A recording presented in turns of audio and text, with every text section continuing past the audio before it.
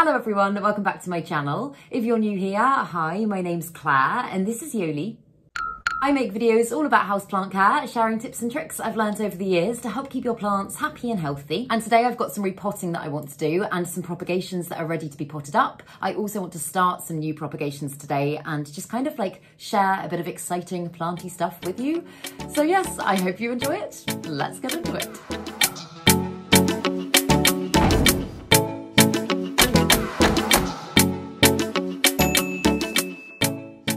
So before I get into actually doing planty stuff, I just wanted to give you an update on my variegated euphorbia because I repotted this one, I think it was 2 months ago now. I'll put it on the screen, but this is one that I repotted and I kind of took a little bit of a risk repotting her because her root system wasn't huge, but I really wanted to encourage her to branch. And some of you have been asking whether or not it worked, whether or not she has branched.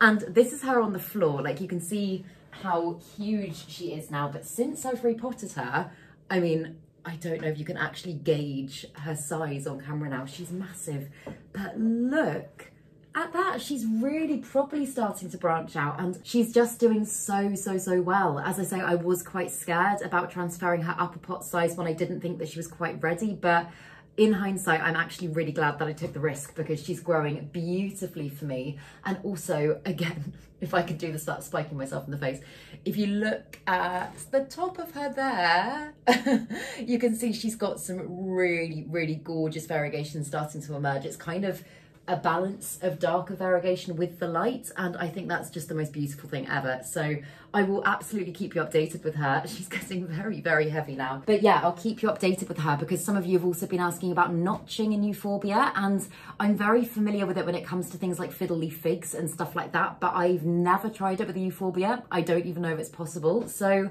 I'm tempted to give that a go at some point and kind of document the process. So I will, as I say, keep you updated with that.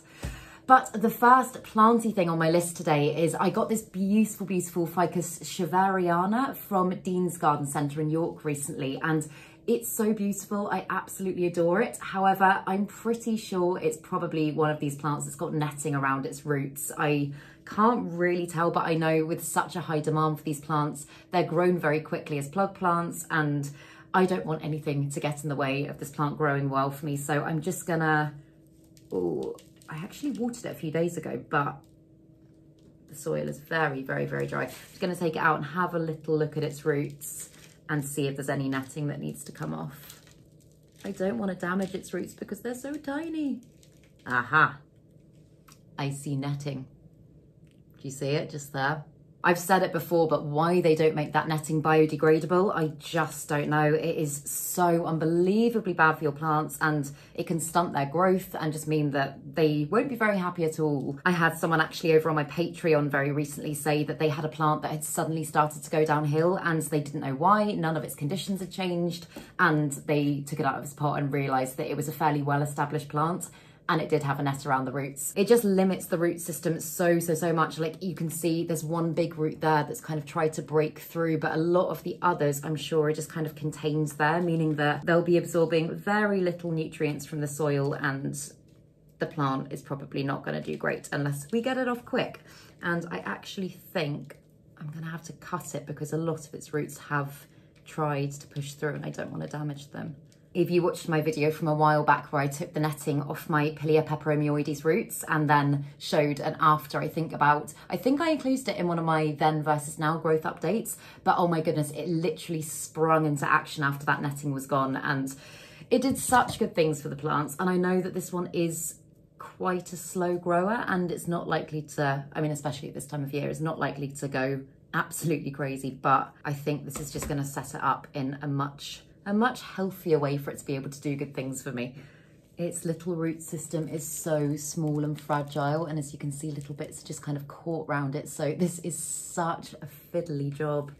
Again, I do get quite a lot of questions about root pruning, and although yes, I think it's incredibly beneficial in some plants, particularly older plants, I wouldn't dare prune the roots of a plant that's got such a small root system like this one does, because it kind of needs all that it can get at this stage, especially when it is pushing out new growth, which this one, I mean, it's not doing a huge amount yet, but you can tell it's trying. So I really want to be very careful not to mess with the root system too much. there is still a little bit of moisture in the soil, which is making this a lot easier. I think, I mean, to be honest, with any plants, but, oh, I've also just realized you can't see me, as usual, properly. But I think with any plants, it's often a very good idea if you're planning on repotting them, assuming they're ready for a drink, of course, to just give them a drink a couple of days before or a day before, so that everything can just kind of soften up a bit and just kind of make your life a little bit easier. But it is particularly important when you've got a very young plant or a plant with a very fine spindly root system like this one, because as I say, the roots are just so incredibly delicate, and any major breakage could definitely mean that this plant starts to go downhill fairly quickly. And this has been a wish list plant of mine for absolutely ages, and I really don't want that to happen. Okay, I think I've got it, apart from that little bit, I think I've got it all, and I'm not going to break up the root system any more than that. I've just kind of teased the roots a little bit, and I haven't properly detangled them because, again, it's a very young plant and I don't want to send it into shock or anything like that. And I think I'm just going to use the exact same pot that it was in before to pot it up again, because as you can tell, it doesn't really need to be sized up that much yet. And to be honest, rubber plants do cope quite well with being root bound, so I would prefer to teeter on the small side instead of go too big. And the soil that I'm going to be using for this plant, it's just a nice kind of chunky soil. It looks like that, and it's just a mix of houseplant soil, perlite, horticultural charcoal, bark, just kind of pretty standard. But I have also this time added in some of Liquid Gold Leaf's Rhizophyre Plus, which I've never used before, and I'm really excited to try. It basically just contains lots of biostimulants that aid healthy growth and help with lots of beneficial bacteria, and should equal incredibly healthy plants. So I'm really excited about this, and I will absolutely let you know how I get on. But yeah, so I'm just gonna pop it back into the same pot, and then I'll give it a good water after I've filmed this video. I'm really trying to educate myself at the moment and find out a little bit more and learn more about the science of soil, because to be completely honest, it's never something, I mean, obviously it's something that I've thought about, but it isn't something that I've really kind of, I don't know, taken the time to properly explore. And obviously it is so incredibly important for houseplants. So I'm having some very interesting conversations, doing quite a lot of research, and I'm really excited to share it with you guys as well, because there's some things that I've discovered so far that have just absolutely blown my mind. And I think, and I'll talk about this a little bit more with the next thing I'm going to do as well, because it kind of ties in, but I think it's just something that we should all be paying a lot more attention to if we genuinely want our collection to do well. And I've had so many issues with my plants over the last kind of, I mean, forever, but I mean, over the last 6-8 months, I've had a lot of things that have kind of gone a bit wrong. I made a struggles video a while ago, and just things that I feel like if I knew a little bit more about in detail and was able to really actively apply it to my plants, then a lot of the issues I've had could have probably been avoided. So watch this space. I will be sharing lots of that stuff with you, and hopefully trying to make it fun as well, because I know when you say soil science, it doesn't sound like the most interesting thing in the world, but I actually think it is quite interesting. So hopefully we can all learn a bit more about it together, and as a result have much happier plants. But yes, as I say, I will absolutely keep you updated with all of that, because I'm in the very early stages of kind of looking into all of that stuff. But so the next thing that I want to do, I've got a massive pothos plant, and I couldn't actually fit it with all of my stuff on the table. So I've just, here's one vine of it. And so this kind of ties into what I was just talking about. I am gonna do a little experiment at some point. I want to do a soil experiment. I know that's completely geeky, but I don't care. I want to do an experiment testing basically identical plants from the same mother plant in different types of soil, and seeing how it affects them, how it affects their growth rate, all that sort of stuff. But for now, what I'm gonna do is I just want to take some identical cuttings and get them rooting, so that when I come to start the experiment, they're all at a very similar stage, and it's not like one has an unfair advantage or anything like that. So I'm gonna take the top cutting off. I'm not gonna use that one just because top cuttings do tend to grow in quite a different way. It's already got a very identifiable growth point at the top, and it's not having to come from auxiliary buds or anything like that. So I think I will probably just pop that into water and propagate it that way. But the other ones, I mean, pothos I usually do just propagate in water because they propagate so easily. But the other ones I'm thinking I might do in moss, and I might keep them in my cabinet, so that, again, I'm just being so vigilant about keeping all of their conditions identical, so that this is kind of like a fair experiment. And I will be making a video on this. I don't want to go too much into detail now because I haven't started the process. The process will start when they've got roots, but in the meantime, if anybody would like to know how to propagate a pothos plant, I'm basically just going to take some mid cuttings like that. So you can see you've got the main stem there, and then if you look just behind the leaf, there's just kind of a bump on the stem, and that's the node. That's where your roots are going to grow from, and it's also where any new growth will spring from as well. And then you can see these two little bumps here, the brown things. They're just the start of very small aerial roots. And again, roots can absolutely form from them as well. So if you can get some aerial roots in there, fantastic. But I'm thinking about how many I want to do. I was originally only going to take 2 cuttings, but then I'm kind of thinking maybe I'll need more. Maybe I'll try loads of different types of soils. Or maybe I'll take loads of cuttings and try loads of different types of substrates. That would be quite interesting. Okay, for now I'm gonna take 4 cuttings. I think that's a good amount to start with, and I can always come back and take more. And if anyone, I mean, I love doing little things like this. If anyone's got any other kind of like planty things they're wondering, I will happily turn it into an experiment to do a bit of investigating and see how we get on. 1, 2, 3, 4. Okay, I took 5, I can't count. So I've got 5 cuttings. As I say, they should have the same genetics because they've come from the same mother plants, they've come from the same vine, they're all mid cuttings, and they look fairly similar, all of them. So I'm gonna propagate these ones in moss. Oh, I got 5 cups out anyway. I clearly can't count. Let's just pretend I meant to do that. I meant to propagate 5. Whoa, I just pulled the bag of moss up and it got caught on the spikes of my variegated euphorbia, and I so nearly brought it crashing down. That would not have been good. In fact, I think I might move her a little bit further away out of the danger zone. Okay, she is safe. All is good. But as usual as well with propagating in moss, I'm not gonna make any drainage holes or anything at the bottom of the cups. I just find it helps to keep the moss way more hydrated when I do it this way, and I find it works really well. I've had such a high success rate propagating in moss in this way, and it's literally the easiest thing in the world because it's so low maintenance. You very rarely have to do anything to them, especially if they're in an area such as the cabinet that's got really high humidity. The moss kind of just, I mean, it's epiphytic, so it kind of like hydrates itself. So it's the quickest and easiest way, in my experience, to propagate a lot of plants. And it'll be interesting to do pothos in this way because, as I say, I kind of don't really think about it with this plant when I propagate it anymore because, as I say, it is just so incredibly easy to propagate. You can literally, I mean, you could probably plant that straight into soil and it would probably root for you, but I usually just tend to stick them straight in water, and usually within a few weeks you've got roots. So they are super speedy and have a really, in my experience, a really high success rate as well. Also, I know I've said in loads of videos before, it's a really good idea to let your cuttings callus over slightly before you put them in water or moss or perlite or whatever substrate you're using. And with a lot of plants I would, but I think on the whole with things like Syngonium, Epipremnum, I just don't tend to bother, just because, as I say, I'm probably going to completely jinx this now, but I've never had a failure propagating them in this way without letting them callus, so I'm not going to bother. Cool, so that is that one done, and I've obviously just made sure to submerge the node completely in moss, not pack the moss in too much as well. You want it to be able to breathe and you want humidity to be able to form in there, but I am just going to go ahead and do the exact same thing for the other ones. Just need to trim that one down a bit because it's a bit long to fit in the cup. What is that? I've got a rock in my moss.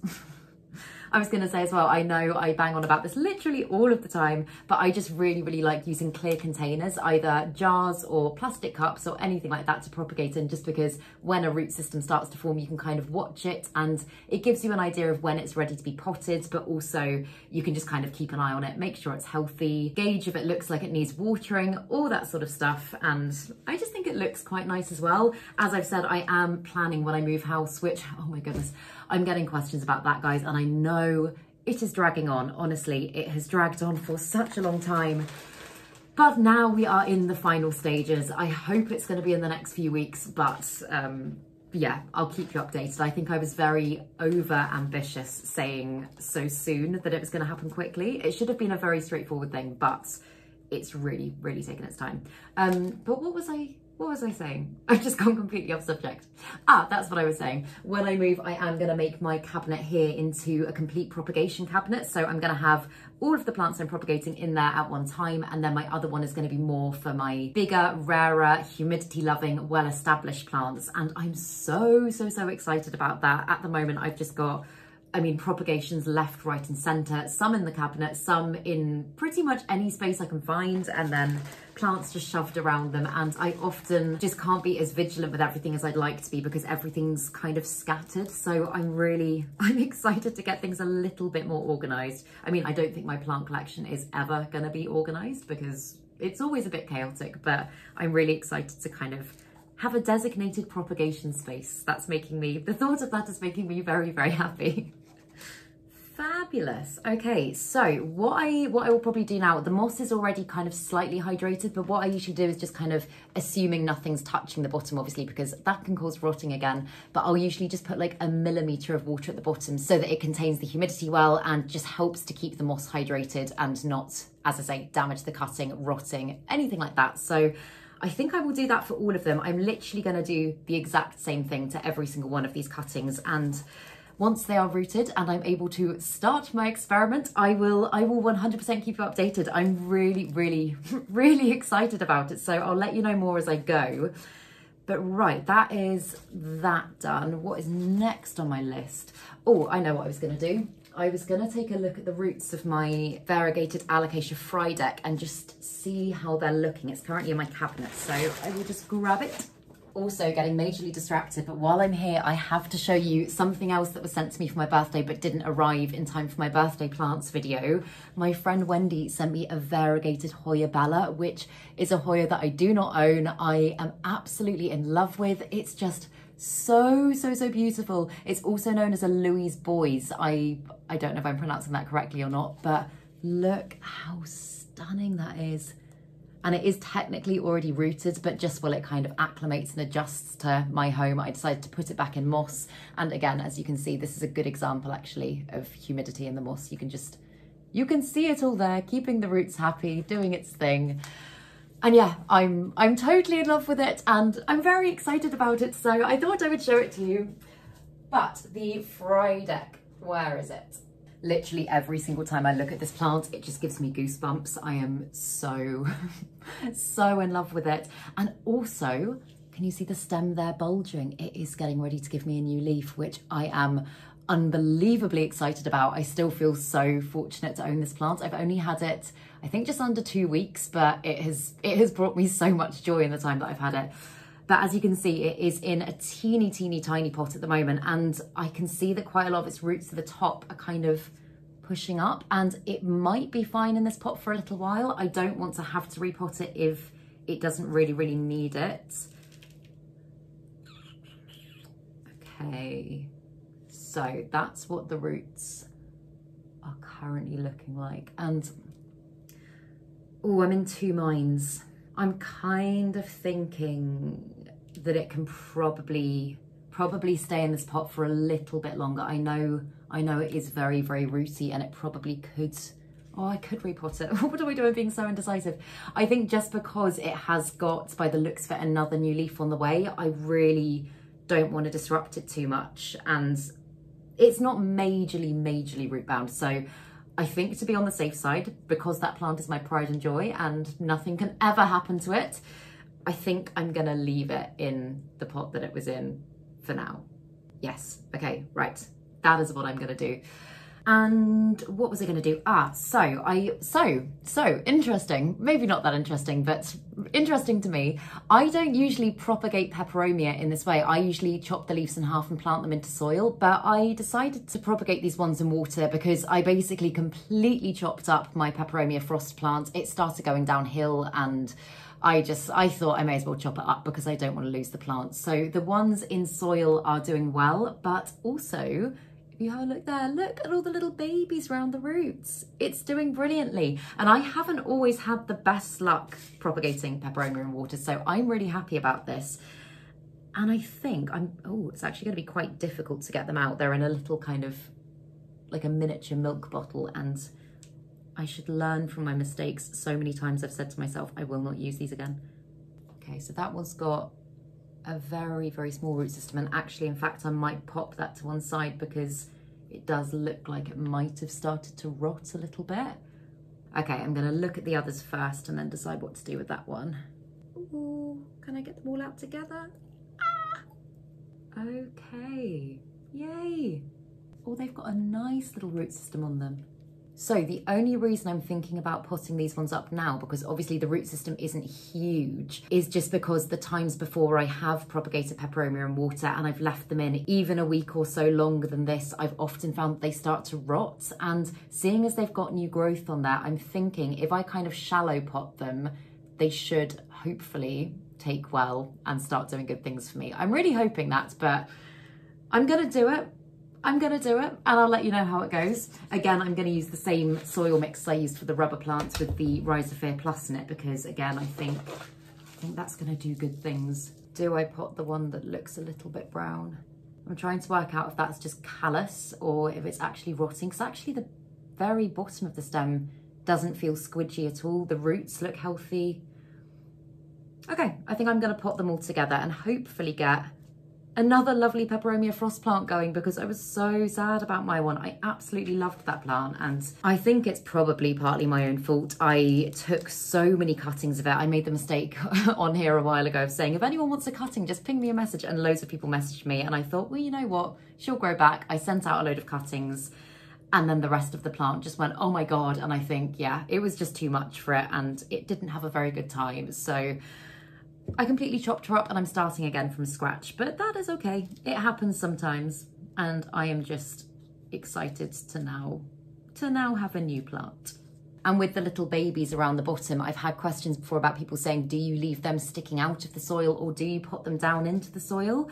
I have always, the ways that I've done this before and it's worked, I've always potted them down into the soil, and then over time they've kind of started to shoot out. So I'm gonna do it that way again today. But as always, I will follow this up and I will let you know how they get on, but I'm not putting them that deep into the soil. I'm just kind of leaving a thin layer of soil on the top so that it shouldn't be that difficult for them to push their way back through. Oh, that one's got amazing roots. Look at that, if the camera will focus. Yeah, look at those, they're absolutely amazing. I really thought that this plant was a goner as well, so I'm so happy the cuttings have taken. Yay, okay, right. It looks a little bit funny at the moment. I've also planted all of the leaves facing one way, so it looks a bit like they're all like, but I'm hoping that should do well. I'll keep you updated as always. But those are actually the things on my list that I had to do in this video. I always kind of think, the times that I give myself an absolutely massive list, I end up filming for about 3 hours, and then I'm like, no one's gonna wanna watch a 3-hour video. So I try and be a lot more decisive, and actually I feel like I've whizzed through that pretty quickly. But I hope if you were doing planty stuff along with it, then it was fun, it was useful. But yeah, I really hope that you enjoyed this video. I will, of course, follow up with the soil experiment once those plants have had a chance to root, and all of the ones that I've done stuff with today. But yeah, I hope you enjoyed this video. If you did, please make sure to give it a thumbs up, subscribe to my channel, have a lovely day, and I will see you in the next video.